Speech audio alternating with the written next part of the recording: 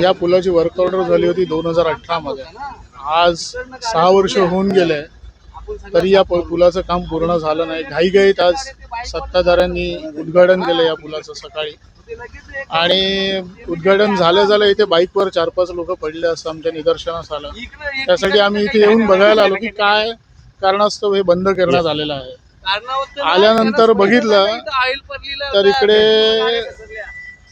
इकडे त्यांनी जे रस्त्यावर बिटुमिन केलेलं आहे त्या बिटुमिनवर त्यांनी आत्ता क्रस्ट सँड टाकायला सुरुवात केली आहे. त्याचं कारण असं आहे की या रस्त्याचं काम जे टेंडर होतं त्या टेंडरमध्ये मास्टेक लेअर यावर होता, पण तो करण्यात आलेला नाही.